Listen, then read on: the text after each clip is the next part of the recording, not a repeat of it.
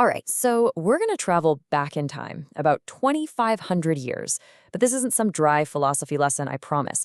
This is a masterclass in communication that is honestly shockingly relevant to right now. We're going to see how an ancient sage completely dismantled a verbal trap that you might actually run into in your own life. I mean, we've all been there, right? Do you tell a friend the hard truth about their new business idea? Or do you give a colleague that bit of feedback they really need to hear, but you know they don't want to? Well, this ancient story tackles that exact problem, and it poses a question that feels more in point today than ever. So our story kicks off with a rivalry. There's this religious teacher, Nigantha Nataputta, who wants to publicly beat the Buddha in a debate. And what's his weapon? He gets this prince, Prince Abhaya, to spring what he thinks is a perfect logical trap.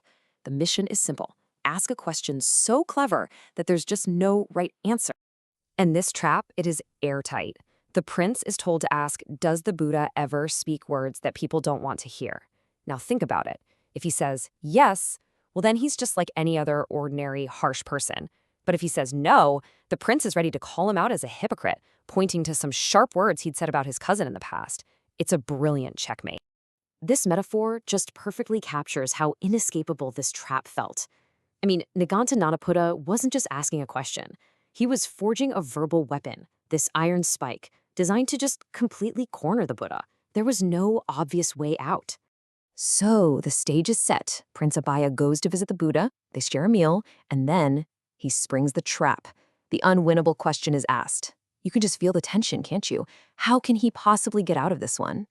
And here is where things get so fascinating. The Buddha doesn't answer yes or no. He doesn't even engage with the trap. Instead, he totally reframes the entire conversation by just looking at the infant prince sitting right there in Abhaya's own lap. And there's the pivot. The Buddha asks this incredibly simple gut punch of a question. He yanks the whole conversation out of abstract logic and plops it right into a real, immediate, emotional scenario that anyone can understand. What would you do? The prince doesn't even hesitate. He lays out this clear, pragmatic plan. Of course, he tried the gentle way first. But if that didn't work, he'd do what was necessary, holding the child's head, hooking the pebble out with his finger, even if it caused a little pain, even if it drew a little blood. So when the Buddha asks him why he would risk hurting his own child, the prince gives this simple, powerful answer: because I have compassion for the child. The action, even though it might be painful, comes from a place of profound care. And that is the key that unlocks the entire trap. That one word, compassion, holds the deepest insight in this whole story. You see, the original Pali word that's used here is anukampa, and its true meaning really changes everything about this whole exchange. Now, the standard English translation is compassion or sympathy. And look, that's not wrong. It gets the idea across of feeling for someone, of wishing them well. It's a good start, but it doesn't quite get to the heart of what the prince and the Buddha are really talking about. But if we dig into the linguistic roots, a much richer, much more beautiful picture emerges. Anukampa is made of two parts: anu, which means with or alongside, and kamp, which means to tremble or to vibrate. So the literal meaning isn't just feeling for someone from a distance, it's about feeling with them so deeply that you actually tremble with their suffering. It's like a shared resonance. And this is the huge difference. This deep, resonant compassion, this trembling with, is what forces you to act. It's what moves the prince to do whatever it takes to save his child. So true compassion isn't some passive sympathy. It's an active, urgent drive to help, even if the action itself is difficult. And it's this exact principle, this active, profound compassion, anukampa, that forms the foundation for the Buddha's own rules for communication. See, it's not about being nice, it's about being helpful. So this brings us to the Buddha's own filter for speech. He explains that he will never, ever say something that is untrue or unhelpful. The only words he speaks are those that are both true and beneficial. And even then, he waits for the right time to say them. Notice what's not the deciding factor. Whether the words are pleasing or not, that doesn't even really matter in the final decision.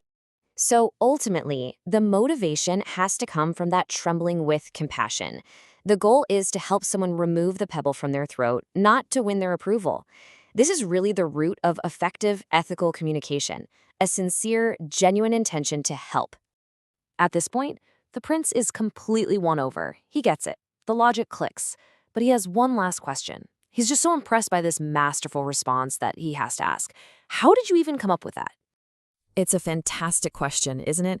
Is this incredible wisdom the result of careful rehearsal, of planning out responses to every possible argument? Or is it something more spontaneous, something more intuitive? The Buddha answers with another perfect analogy. He asks the prince, who happens to be a skilled charioteer, if he has to stop and think about the name of each part of the chariot when somebody asks. And the prince says, no, of course not. He knows the chariot so intimately that the knowledge is just there, ready on the spot. And that's the final lesson. The Buddha explains that his understanding of truth and compassion is just like that. It's not a script he's memorized. It's a deep, internalized mastery.